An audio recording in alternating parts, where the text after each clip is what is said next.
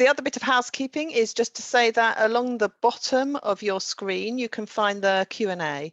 And I'd very much encourage you to put your questions in the Q&A.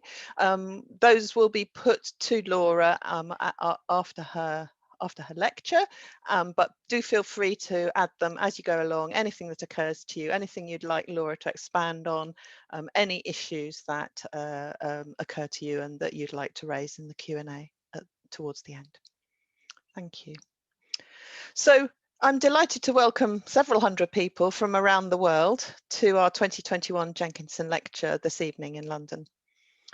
The School for Librarianship at UCL was established with funding from the Carnegie Trust and in collaboration with the Library Association in 1919. So we're currently celebrating our centenary. Some of you may have been able to join our centenary celebrations and virtual exhibition launch in March. Over the centenary year, we've been working on a community project with many alumni, staff, and students, which resulted in an online exhibition celebrating our history and our contributions to the information disciplines, curated by our Honorary Research Fellow, Dr. Alda Terracciano. We also produced a centenary Publishers' Prize volume on the theme of libraries.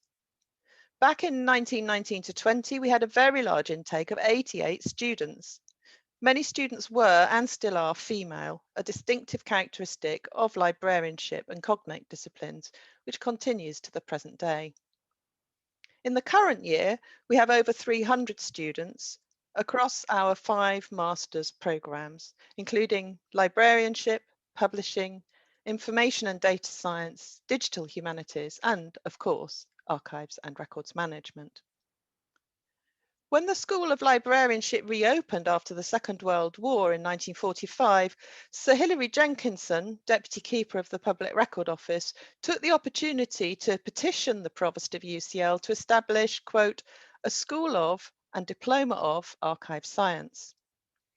It took 2 years to get the proposal through the college and university bureaucracies, but in October 1947, we launched the University Diploma in Archive Administration, the first such programme in England. We were renamed School of Librarianship and Archives. And as many of you know, Jenkinson gave the inaugural lecture on the topic of the English archivist, a new profession.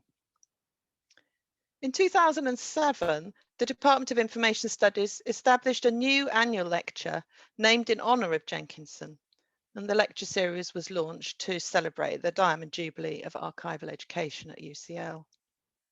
And today, we can celebrate the virtual visit by our very own alumna, Dr. Laura Millar from Vancouver, Canada, to give the delayed 2020, now rescheduled 2021 Jenkinson Lecture.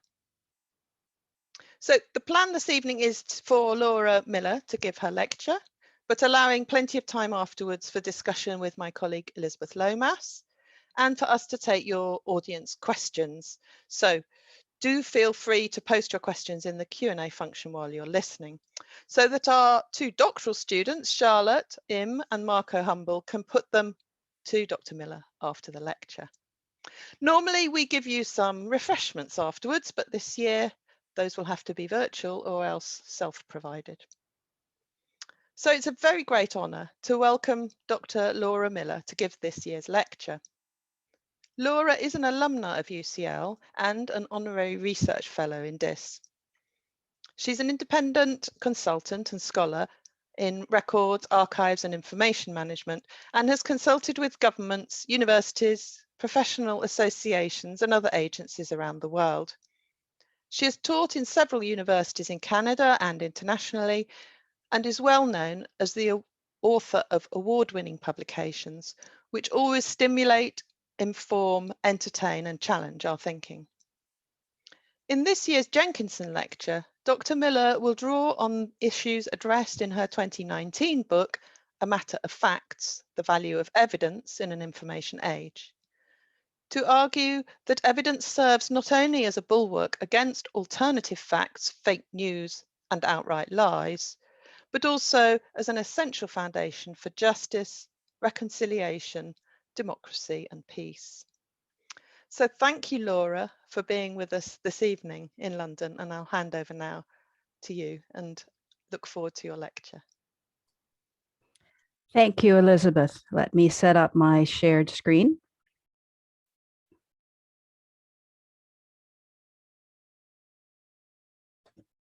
And thank you to everyone. And thank you for allowing me to come and give this virtual talk, to be with you, although that is a fluid term in a COVID world. Thank you, Elizabeth, for setting up this event and for your support throughout, and to Elizabeth Lomas and Charlotte and Marco for all your help. As Elizabeth mentioned, I was going to give this talk in 2020, and the coronavirus put paid to that event. But not to diminish the honor of being invited last year, I will say that the pandemic also meant I couldn't fit in my much anticipated walking trips in Cornwall and Scotland in 2020. So I start today by thanking everyone, friends and colleagues who've joined in today and who have contacted me to say that they're going to be there cheering me on. I'm very grateful for your support. Special thanks to those who have come in from the other side of the world, who set their alarms for a 2 a.m. start to join in. And Lynn, I'm talking to you. To my walking companions, I tell you that 2022 is on the horizon, so get your hiking poles ready.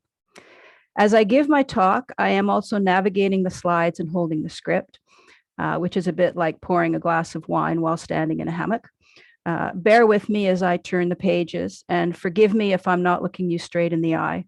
This is the reality of public presentations in a COVID world. My talk last year was titled, "Are We Still at War with East Asia? The Importance of Evidence in Orwellian Times." In that talk, I did want to talk about some of the themes in my book, particularly around the value of evidence as a bulwark against lies. And George Orwell's 1984 has been such a reference point that I wonder that he hasn't even become a meme. I think we should put him next to Bernie Sanders and have them both wearing mittens. So let me start today where I was going to leave off in my last year's talk, with one of Orwell's most powerful sentences. "And when memory failed and written records were falsified, when that happened, the claim of the party to have improved the conditions of human life had got to be accepted, because there did not exist, and never again could exist, any standard against which it could be tested." When Orwell wrote in 1948, he was reflecting on the dangers of totalitarianism in Stalinist Russia. Today, it seems we're living through another Orwellian nightmare. The increase in authoritarian regimes, the deadly assaults against democracy, the lies and deceit in public and social media. These are the consequences not just of wicked intent, but also of failed memory and falsified records, of the removal of standards against which to measure the conditions of life. In my book, and in my talk today, I argue that the best standard against which to measure truth, and I mean external verifiable truth, not personal or spiritual truth, the best way is authentic, reliable evidence. But in a post-truth world, access to and trust in that evidence is a challenge. Record keepers cannot solve this challenge alone, but we can work with others to raise awareness of evidence, of written records and sources of memory as the standard against which to test the claims of those in power. In my time today, I will reflect on Orwell's standard of proof by discussing questions of evidence, data, and trust. If you want to leave early, my core message is this: record-keeping professionals, records managers, archivists, may be trusted to do our work, which is to acquire, preserve, and make available documentary evidence. But what we are traditionally trusted to do cannot be done in a digital age. Not unless and until we, and we is not just the profession, but society as a whole, until we strengthen the connection between acts, facts, data, and evidence. Archivists protect existing sources of evidence, records, archives, as persistent representations, to use Jeffrey Yo's felicitous phrase. But when proof is captured in a perpetually changing database or posted on a social media site and deleted a minute later, its persistence is in doubt. Our ability to protect it as an accurate representation is compromised. As Benjamin Franklin wrote, and he was recasting a fable as old as time, we can be slain by the enemy for want of a nail. We are being slain today by enemies of truth. The sources of evidence we need to fight them, sources as small as a single point of data, are missing, damaged, or manipulated. We see the enemy in Donald Trump and Vladimir Putin, in authoritarian regimes in Myanmar, Hungary, Ethiopia, and Yemen, in media conglomerates such as Facebook and Google, News Corp, and AT&T. If we do not do something about the nail, we will be overtaken by the enemy, by authoritarians and despots, snake oil salesmen and false prophets. And I am tempted to spell prophet with F-I instead of P-H-E, as the world turns more around greed and less around ethics. We need evidence to hold power brokers accountable, to uphold our rights, to tell stories, to craft identities, to create inclusive communities. Evidence helps remind us of a shared sense of belonging, the idea that we are all part of something bigger than ourselves. As I speak to you today as Records and Archives colleagues, I urge us all to step out of our comfort zone. We have to if we want to see change. I believe our profession is experiencing what psychologists call the street lamp effect. We are focusing our energies on what we see before us because the light is better there. And for us, the light is better in the face of the backlog of physical archives, digital archives in our care. But that's not the real crisis. The real crisis is out of our gaze. It's out there in the dark. The real crisis is the disconnect between facts, data, and evidence. Let me outline the link between data and evidence so I can talk about how that link is breaking down in the digital age and why strengthening that link is critical, not just to archives, but to society. How do we know it's raining outside? Can we see the rain? Do we know it's not someone dumping a bucket of water from upstairs? If we can see the rain and we know it's not somebody dumping a bucket of water, we can claim it's raining. We can claim it is true that it is raining outside. How do we know how much rain has fallen? We measure it. What measuring standard do we use? Inches or centimeters? There perhaps is our first hurdle. If we don't agree our tools and standards, we fail before we start. Assume we've agreed our measuring tools. We measure the rain. How do we capture that information to use it later? We write it down. That's what meteorologists do. They see, they measure, they record. They also analyze, charting the measurements and producing quantitative summaries. When we have enough summary data, and it's data at this point, we can compare how much it rained today and how much it rained last week or last year. Farmers use such data to plan crop rotations. We use it at home to decide when we can put away our umbrella. What if we want to know how much rain fell at some time before meteorologists got involved, before rain was measured and documented? We look for other sources. Perhaps someone wrote down weather data as a byproduct of their work, as a record. Farmers kept diaries. Ships' captains kept logs. Explorers kept journals. In those records, they might have recorded travel times, land sightings, harvest schedules, or birds viewed. They might also have written down when it rained. Those records produce data points. Scientists are now using archival records to measure climate change over time by finding those references to rain. If the sources of evidence are accurate and reliable, and that is a big if, then perhaps we can say, yes, it rained more today than it did on Sunday, April the 15th, 1798. The record keeper's job is not to capture the raw data or to measure or analyze it, or to create the statistical summaries. Our job traditionally is to acquire, preserve, and make available the records that exist, those that are left behind, so that the sources can be used by anyone for any reason. As defined by the International Council on Archives, archivists are, and I quote, all those concerned with the control, care, custody, preservation, and administration of archives. And archives are, and I quote, the documentary byproducts of human activity retained for their long-term value.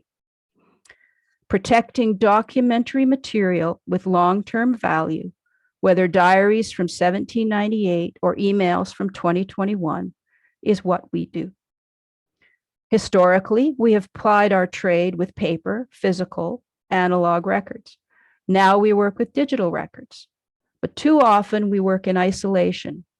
We are unrecognized and we're often unsupported.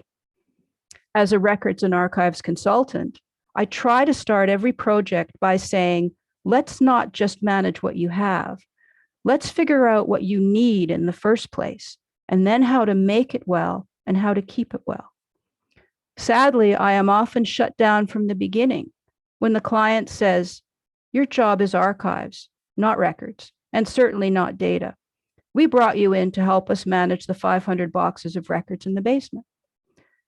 One of the reasons I wrote my book, I confess, was that I am getting really, really tired of having those conversations.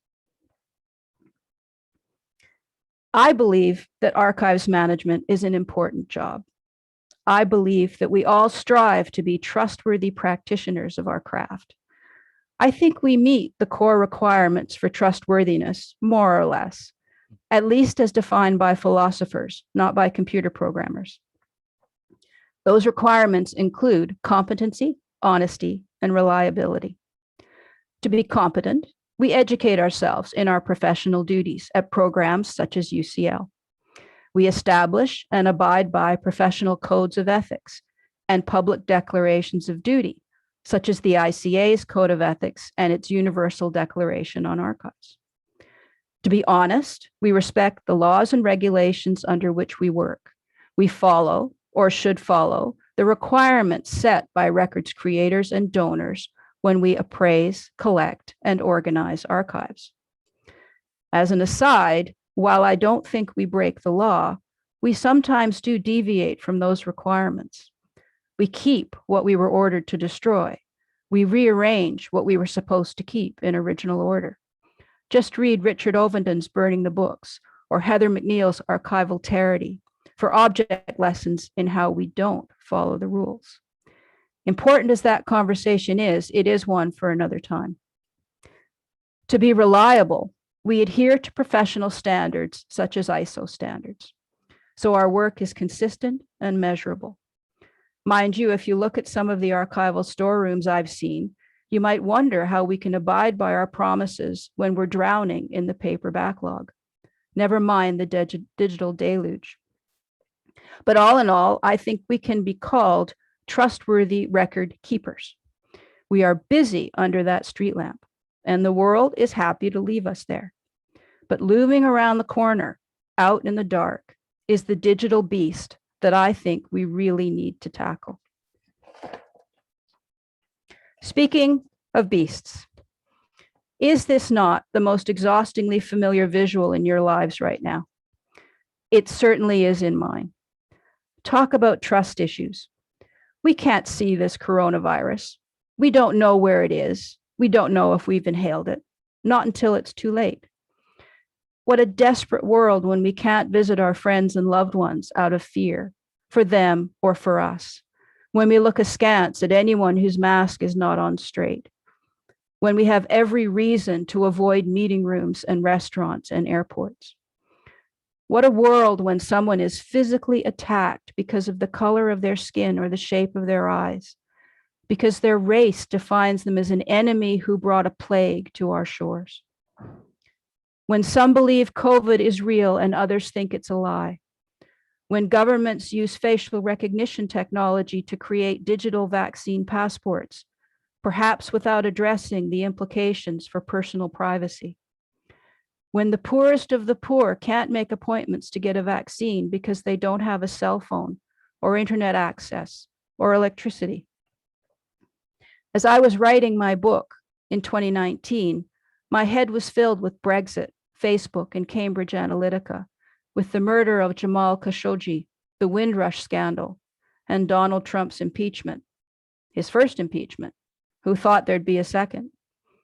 In 2020, we have political crises, an environmental crisis, and a pandemic.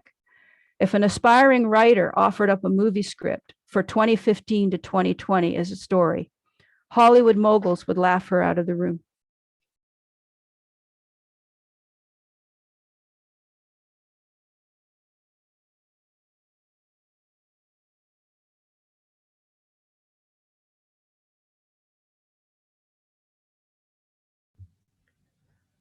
Laura, you've accidentally muted, I think. Apologize. The pandemic has brought the digital evidence crisis into stark relief. The world is waking up to the reality that life's decisions turn on data, some of which are evidence, and that in a post-truth, post-trust world, those who control the data hold the power. Remember how we knew it was raining? How do we know if someone is sick with COVID-19? Let's follow that chain. A person exhibits symptoms. They go to a clinic or a hospital. Medical experts test for the virus. The case is confirmed and the patient is treated. All going well, the patient survives. Sadly, sometimes they do not. Throughout all this, evidence is captured. Admissions records, equipment logs, death certificates. How do we know how many people have the virus? Someone measures the number of cases by looking at the different sources of evidence. They count and they measure and they summarize. Health officials and politicians then use those summaries, that quantitative data, to decide whether to order more vaccine, whether to lock down neighborhoods or restaurants, whether we can go to the pub or visit our parents. The data are crucial to public policy, but behind the data is evidence. And behind the evidence are real people, people hospitalized, people intubated, people dying. This data evidence flow can fail in many ways, and I want to focus today on three. The first failure involves ignorance and assumptions. The second failure involves politics and power. The third failure involves corporate greed. Let me look at each in turn.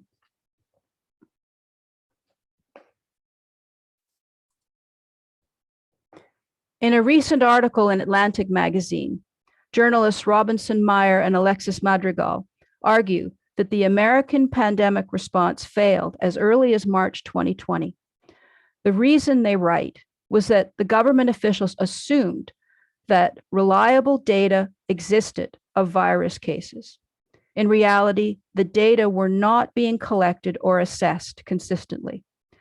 For example, case counts for one state might come in for analysis every 2 weeks, but the state's death records might not be recorded until much later. Another state might report weekly, but might define coronavirus differently. By the time the different sets of data arrived in government hands, they were out of sync, making projections and predictions impossible. This is the problem of inches versus centimeters compounded in the extreme. But Meyer and Madrigal argue decision makers just assumed that the data existed and were accurate and reliable. To quote Meyer and Madrigal, data are the federal government's reality.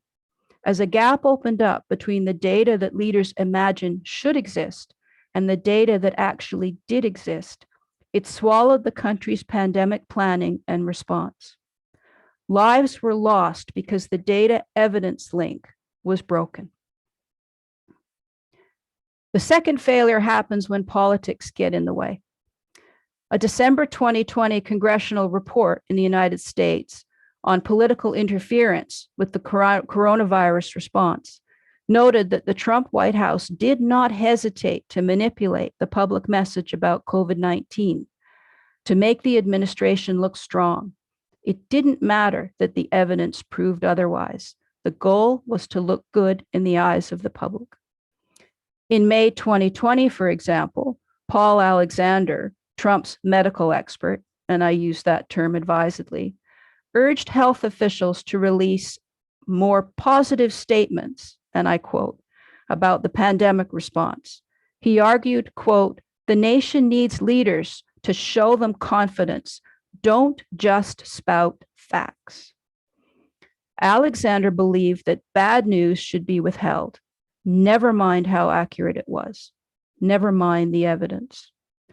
The data evidence chain fails when decision makers can ignore data and evidence to advance their political goals. Then we get to social media, to Facebook, Twitter, and YouTube, to mainstream media like Rupert Murdoch's News Corp. In her March 11, 2021 piece in MIT Technology Review, aptly titled "How Facebook Got Addicted to Spreading Misinformation," the journalist and data scientist Karen Howe argued that the leadership at Facebook, quote, repeatedly weakened or halted many initiatives meant to clean up misinformation on the platform. The reason, she argued, was simple. Slowing the dissemination of lies, inflammatory message, or hate speech would simply undermine company growth. Howe quotes Hanid Farid, an expert in digital image forensics, who says, and I quote, "When you're in the business of maximizing engagement, you're not interested in the truth. You're not interested in resolving harm, divisiveness, or conspiracy. Those are your friends." The data evidence chain breaks down again in the whirl of social media. As the saying goes, a lie travels around the globe while the truth is putting on its shoes. And social media is hurtling lies literally at the speed of light. The problem in 2021 is not archives. The problem is data. Data don't just exist. Evidence doesn't just exist. Archives don't just exist. You're sitting there listening to me and you're thinking, I know they don't just exist. Fair enough. That's my job. We know, but the world doesn't know. And if we don't change public perception, then our job as archivists, as trusty record keepers, will become as niche as that of steam engineers or farriers. And that is not a professional problem so much as a global problem. So now you're thinking, is she saying I have to manage data, not archives? My answer is yes. We are key players in what I refer to as the data evidence ecosystem.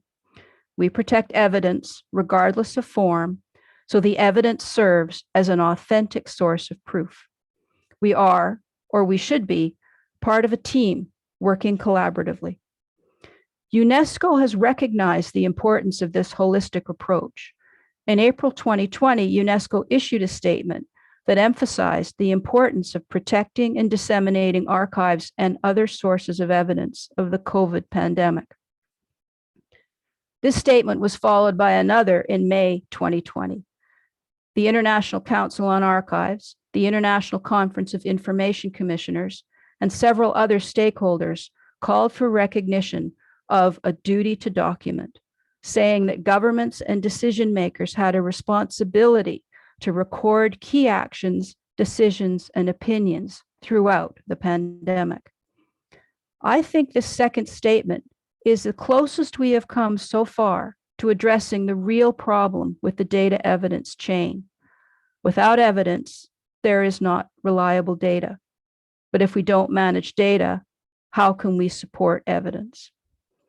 We need to work more closely with partners and collaborators to create, manage, protect, and make available sources of evidence, not just for posterity and history, for justice and equality, for accountability, identity, and memory. So how do we change the dynamic? For years, many of us in the profession embraced the idea of a records archives life cycle. Others adopted a continuum model. Both models are useful in their own ways, but I think they're both too insular. I want us to imagine a data evidence ecosystem. We are part of a network of organizations, people, activities, information, and resources working together holistically to move data and evidence from creators and decision makers to users and the public. To use the language of business, I want us to think about an evidence-oriented supply chain. Records and archives professionals are one supplier in this chain. Others are data scientists, computer programmers, access and privacy specialists, business process analysts, cybersecurity experts, information commissioners, and others. When each group brings their expertise to the table, we will all work more effectively. We do this work on behalf of governments, corporations, advocacy groups, human rights organizations, communities, and the public. But ultimately, everything we do should serve the public, not political interest groups or corporate Goliaths. This data evidence ecosystem is, to me, similar to a health management ecosystem, a network of service providers who work together to develop tools, technologies, systems, and services to deliver healthcare for patients and all members of society. When we bang pots and pans to thank the NHS in the UK or hospital staff in the United States or Canada, we aren't cheering just for doctors or just for nurses or just for pharmacists. We're cheering everyone in the healthcare system. We know that epidemiologists are different from physiotherapists and midwives are different from lab technicians. But we also believe that health professionals work together for the same goal, to keep people alive, healthy, and safe for as long as possible. Similarly, data and evidence professionals are not one profession, but we are part of the same network. We should work together to keep sources of evidence alive, healthy, and safe for as long as possible. How do we achieve this change? I propose 3 actions. For the sake of discussion today, I'm pitching my suggestions at the international level, but my proposals should also be relevant at national, provincial, state, and local levels. I think professional associations are going to need to take the lead here, but institutions and individuals need to play our part too. Bear with me.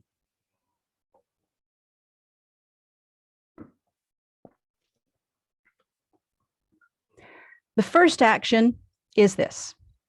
Building on the 2020 UNESCO and ICA-ICIC statements, I call for an international summit, bringing together all the key partners in the data evidence ecosystem.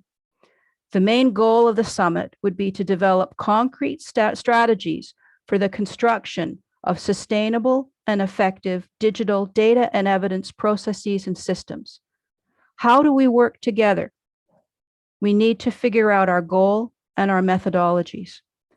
A second goal of the summit would be to create a public awareness campaign so we can tell people about what we do and why it matters. The summit should include all the players in the data evidence sphere, from data scientists to cybersecurity experts. We should also include experts in statistics, intellectual property management, and health data management. We should also include groups involved with sustainable development and human rights.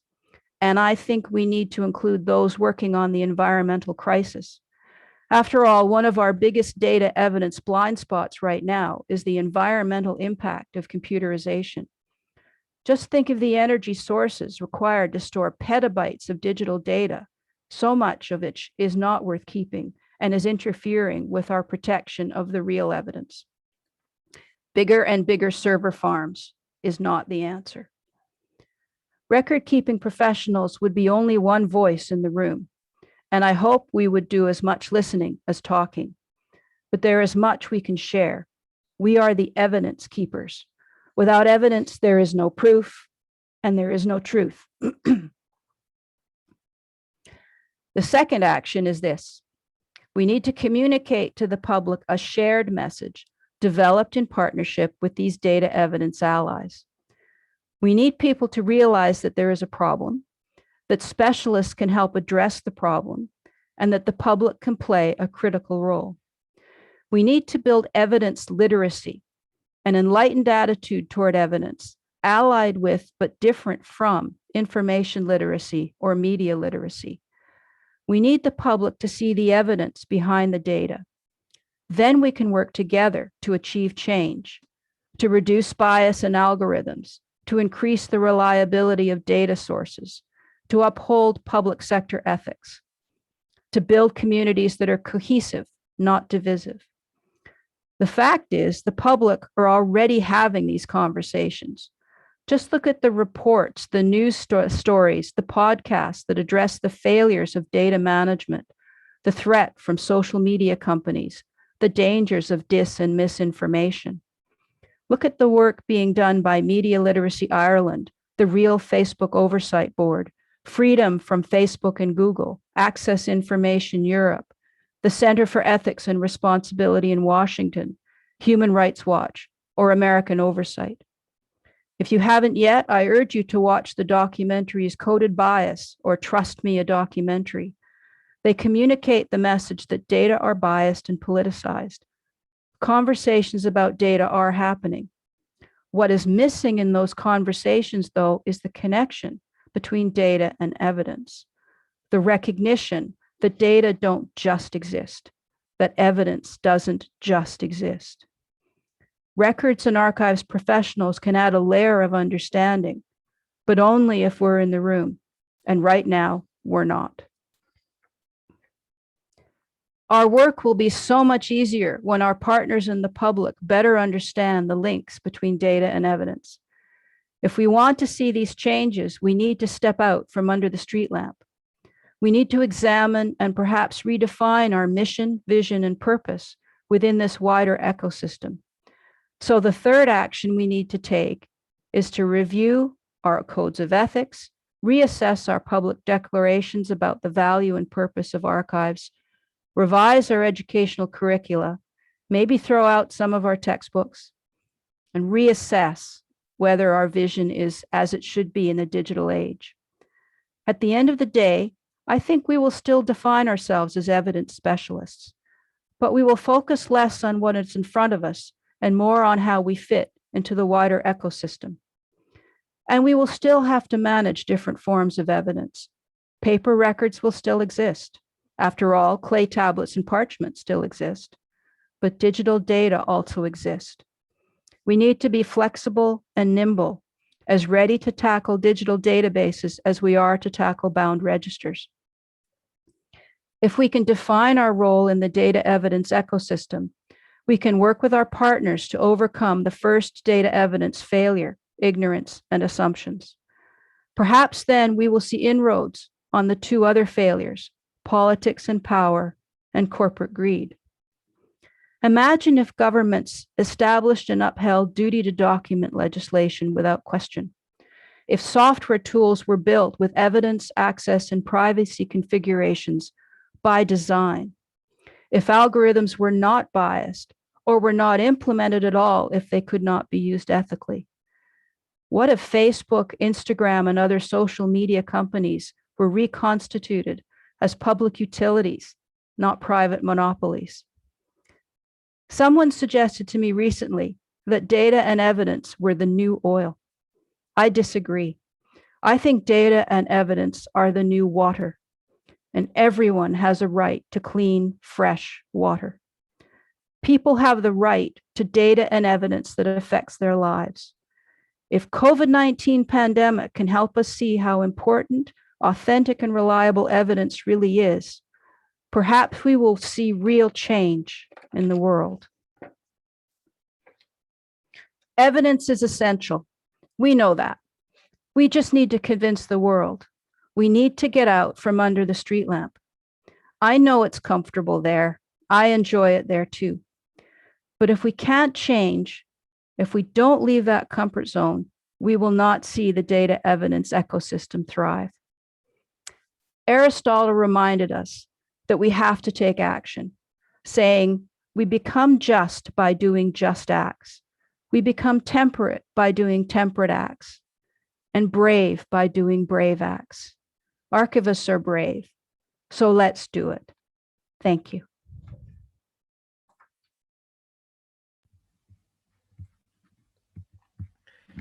Thank you, Laura.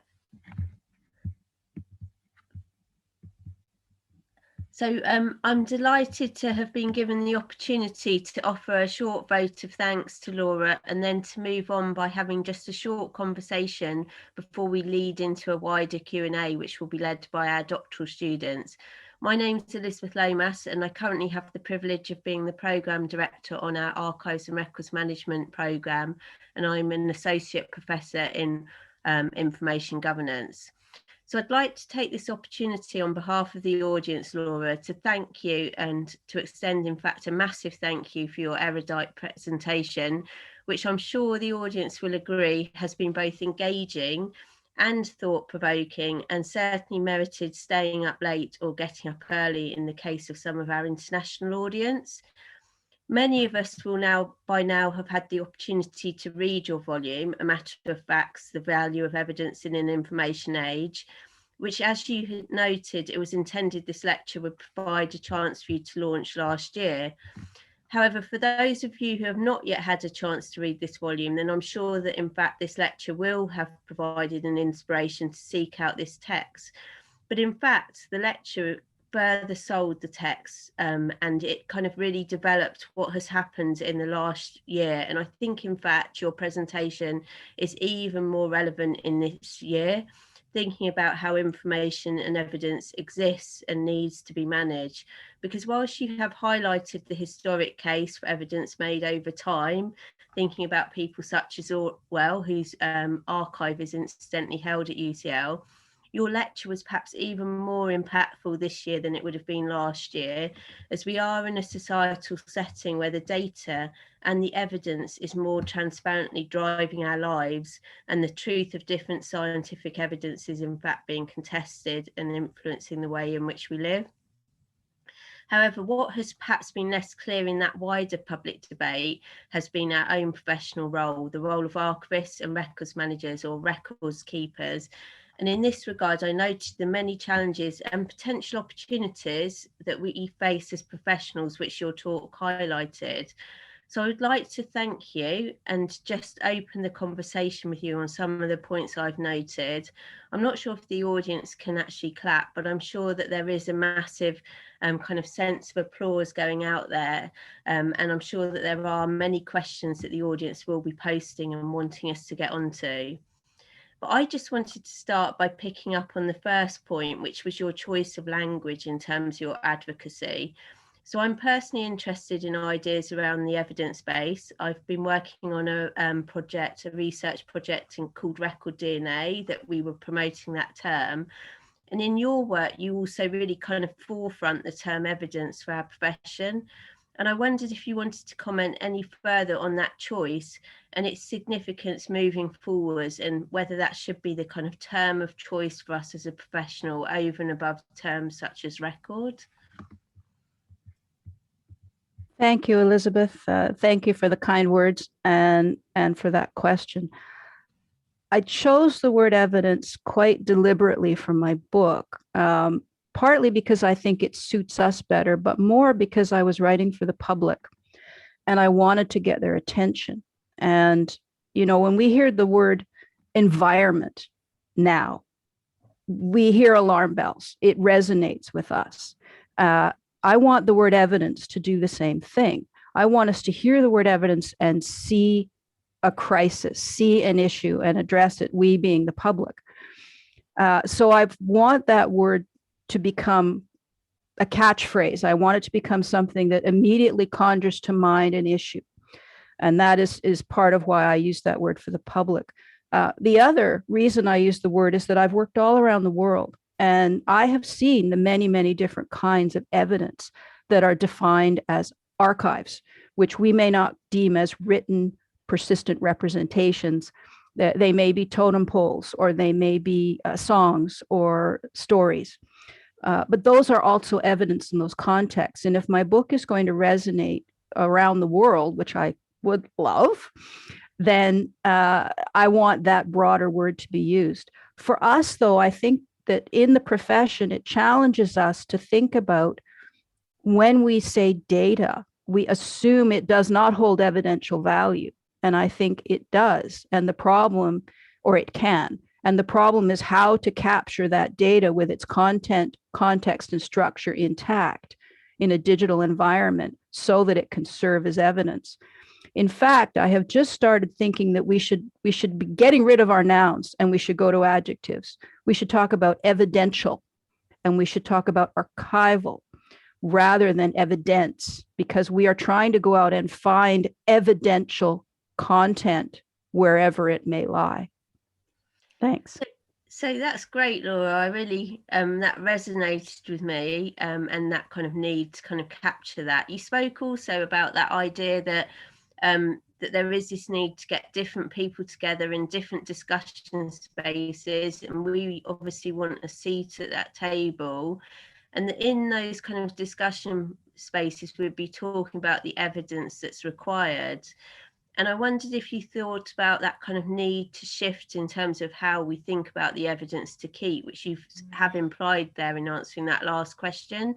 So it's very common for National Archives to keep records of policy and committee, but actually in this new world, we do need that data and that personal data to really build up the full picture. And that's maybe what COVID's shown us. I wondered if you were kind of turning around, you know, what we really need to be responsible for as kind of record keeping professionals. I think the challenge with what we need to be responsible for is who are we? The National Archives might be responsible for one type of record generated to deal with one type of issue, the government's actions, the government's responses. But what about the public experience? And there's a lot of archival work going on in the communities now to gather the evidence of COVID from the point of view of the people experiencing it. So photographs and stories and whatnot. And I think that's extremely valuable. The distinction that I think we need to make is increasingly and I wrote my PhD at UCL on the total archives concept in Canada, where the government took everything in and managed everything. And I basically concluded at the end of that I wasn't sure this was actually a very good idea. It is ironic to me that people cite my article as proof that total archives is a good idea. Say, well, read my thesis. It is not a good idea. Because we need those different sectors to get engaged and take responsibility themselves. So the issue is not what evidence we keep, it's who goes out and finds it and keeps it. And the more we can engage the public, the more they want to keep their own and share it, then the wider the network will be. It won't be a custodial environment, it will be a networked environment. And that, I think, will give us strength. So in that kind of equation and where we're fitting, it was great that you spoke about the new skill sets. And I think you talked really persuasively about some of those data science skills and digital curation skills. What do you think then in that kind of world where we're connected to others and we're all discussing in this space, what do you think are the unique qualities of the record keeping professionals that others maybe don't bring? How will we sell and advocate for our space in this network of professionals? I think there's a real challenge there because we the record keeping professionals, I think, are terrified. I am terrified that someone is going to assume I'm a computer scientist, and that if I walk in the room not being a computer scientist, they will say, well, then you don't know what you're talking about. And I will say, well, you're right, I don't know what I'm talking about.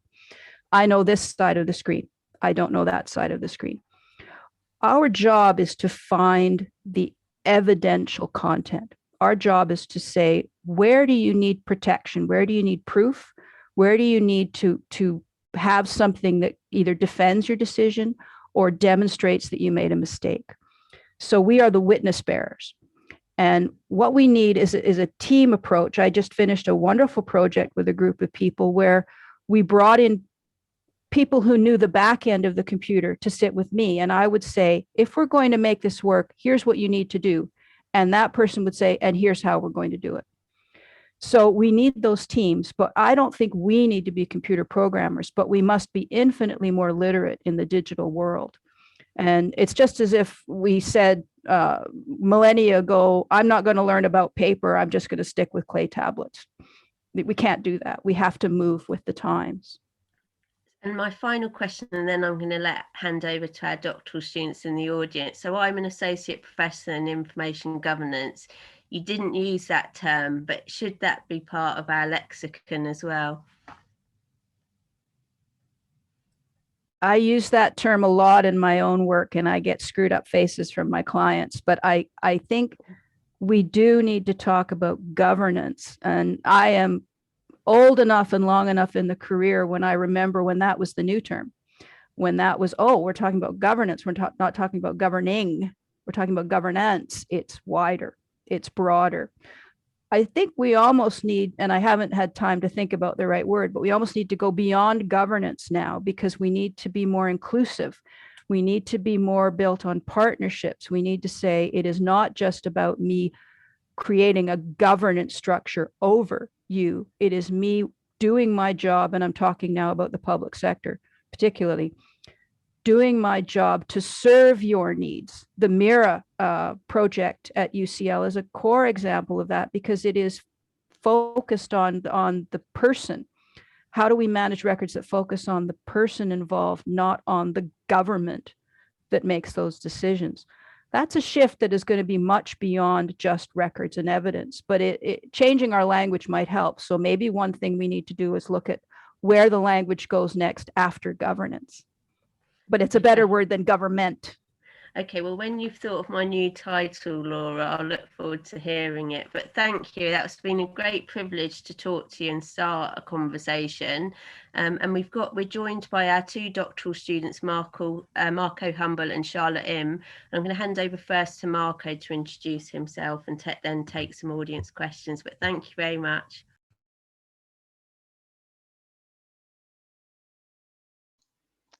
Thank you to Laura and Elizabeth for that fascinating discussion.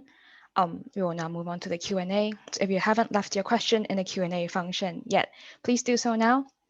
Just to briefly introduce myself, I am Charlotte Im. I'm a first-year doctoral student in the department, and my own research revolves around the construction and influence of information trustworthiness in social movements, looking at Black Lives Matter and the Hong Kong protests.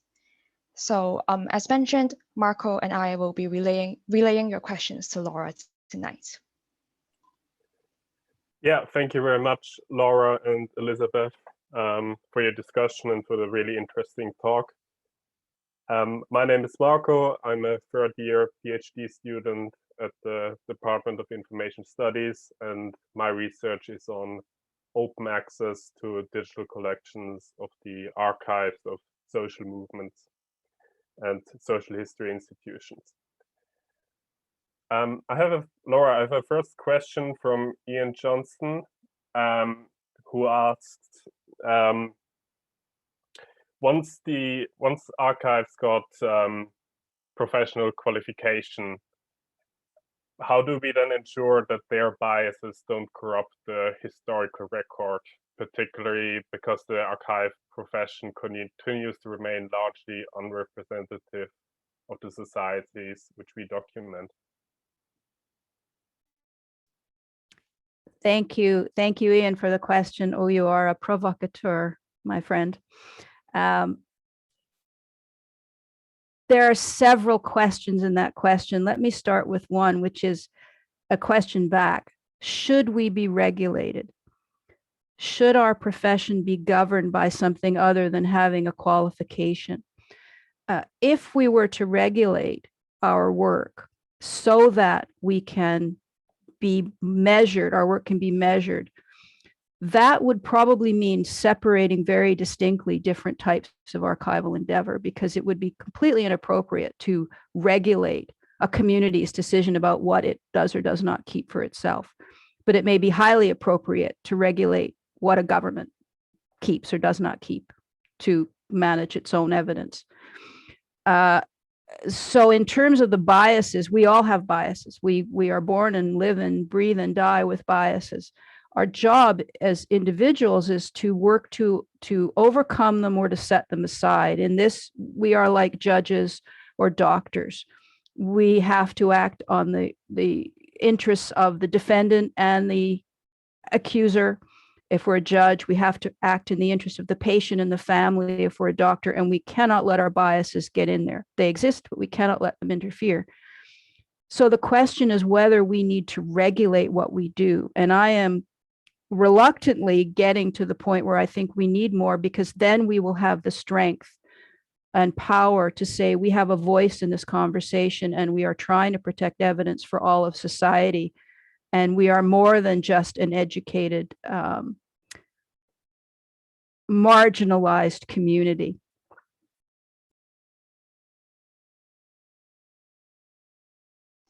So our next question is from Samantha Thompson. So Samantha asks, how do we fight the real crisis when the crises in the light of the lamp, for example, physical backlog and understaffing, are bad enough, and we already have to justify our jobs continuously while doing them? Where do we get the energy and time in precarious personal and professional circumstances? Oh, Samantha, I feel your pain. And I have been living this for 35 years, which is one, why I wrote the book, and two, why I am starting to plan retirement. We, the individual, need to keep being the best we can be. We need to have our elevator speech. We need to communicate the message that evidence is important, which is why we need to get our professional associations to work with other groups to form this data evidence nexus, this data evidence ecosystem, so that we have the public awareness tools to use to go to the public and say, you need to think differently. And then they will resource us differently. They will support us better. They may change our jobs a little bit, but then we can achieve better outcomes. So we're in a cart and horse cycle right now. We won't break out of it until we get out from under the light. And as individuals doing our jobs, we may not have the time to do that, but professional associations, I think, need to take the lead here. And I ask them humbly, but firmly, to think about doing that.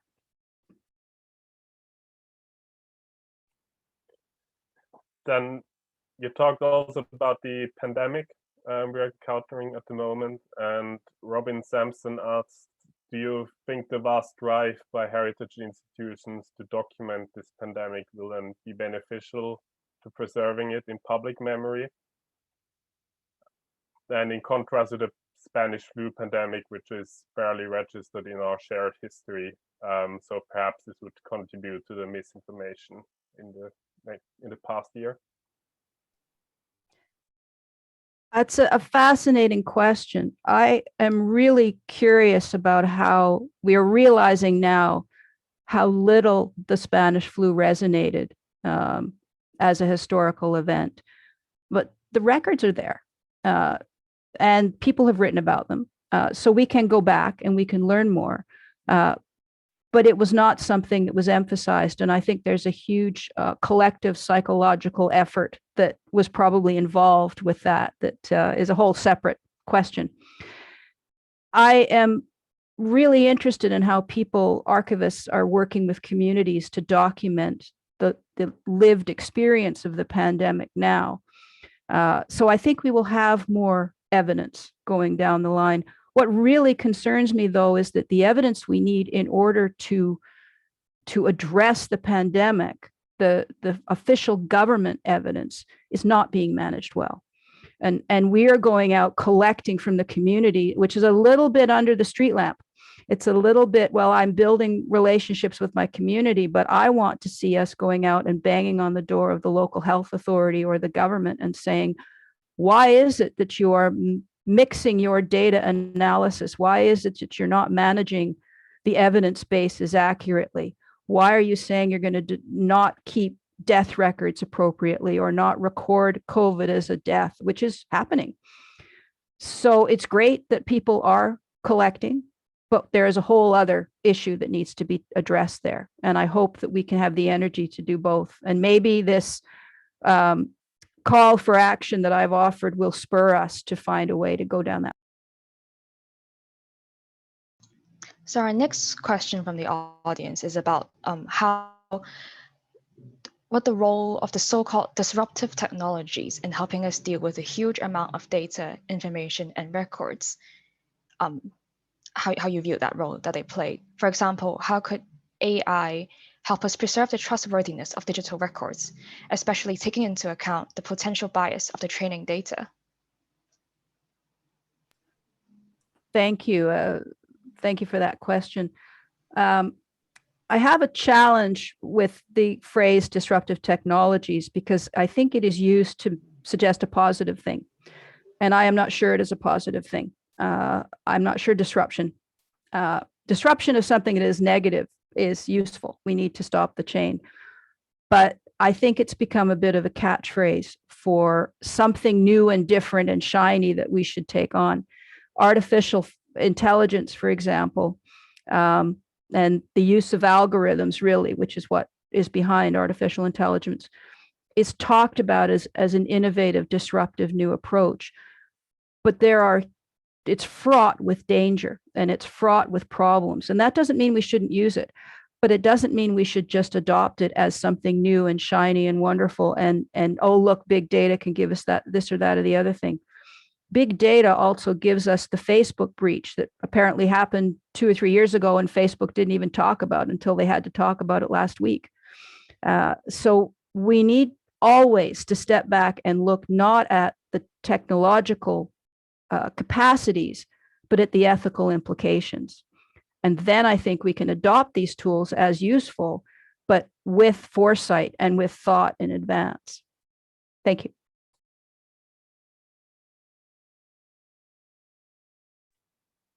Yeah, maybe we have time for 1 or 2 more questions. One is by Tamara Thornhill, who asks, do you think that the number of different organizations advocating regarding the value of data is actually beginning to fragment the message and particularly any resources to tackle these issues?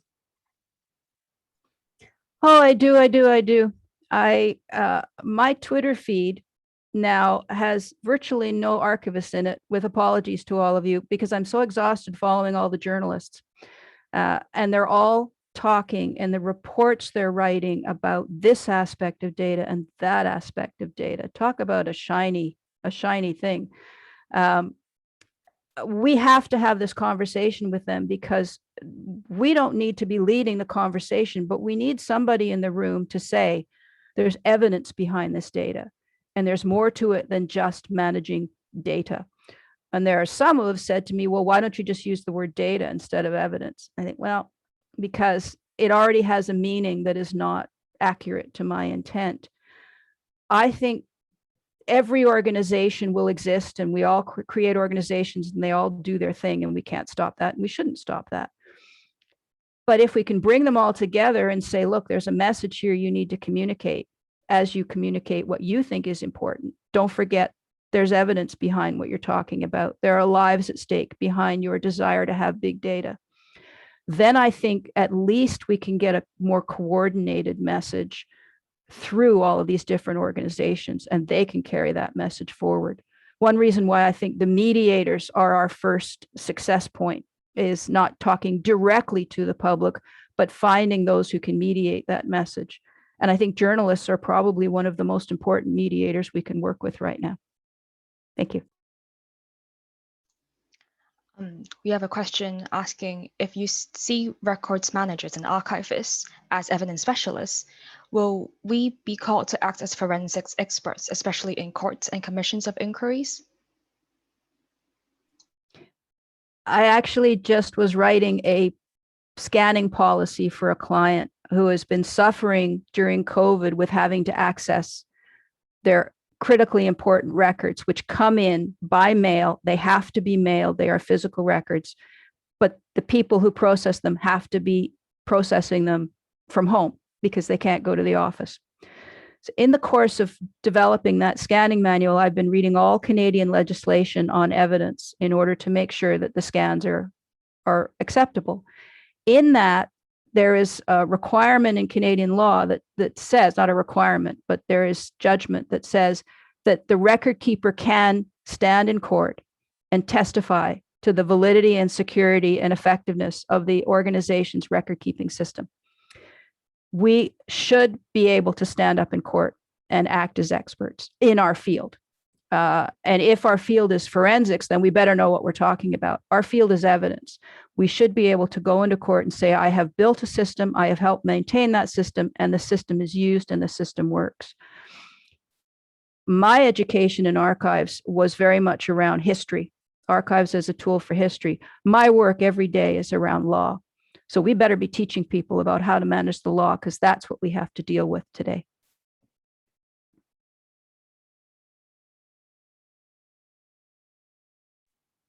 Okay, maybe one last question from the audience, which is, what do you think of the challenge in institutionalizing evidence literacy for communities who already distrust institutions of power? What kind of engagement could you recommend at such a local level? This is where the collaboration and partnership is so important, and where, as I said earlier, I use the word evidence because I think every community defines it differently. I've worked as a consultant all my career, and I see a huge role for the consultant and advisor who goes into the community that maybe doesn't trust the institutions of power and says, okay, how can I help you manage your evidence or work with that other institution so that your rights are respected and you are protected? So the question then is, do these communities create and manage their own evidence? And I think we, the profession, can help them do that if that's what they want. Or we can say, we can take this into a larger institution and we will respect your needs and wishes, which takes us a little bit back to that issue of, are we regulated or not? How can we guarantee that we are doing what we say we will do? And I mentioned very much in passing Richard Ovenden and Heather McNeil's work, but there is a very big issue there about our trustworthiness. If we are trusted to do what our governments tell us to do, and our government tells us to destroy something that we shouldn't destroy, then who are we accountable to? The government or the public or the record? So we need to work with all the communities and work at the local level, but we also need to reform our institutions so that they are trusted to do what they will do.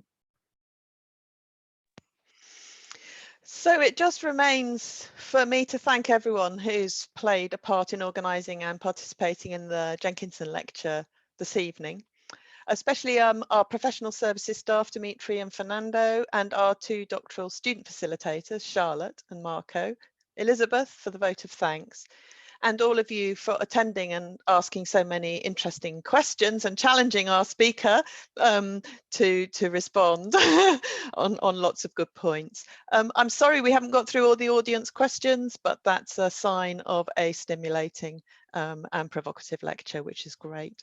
And of course, my biggest vote of thanks goes to Laura for her wonderful lecture and for all the many contributions she makes to our academic and professional thinking and discourse. So thank you most of all to Laura, but thank you to everyone who's contributed to making this a really, really interesting evening.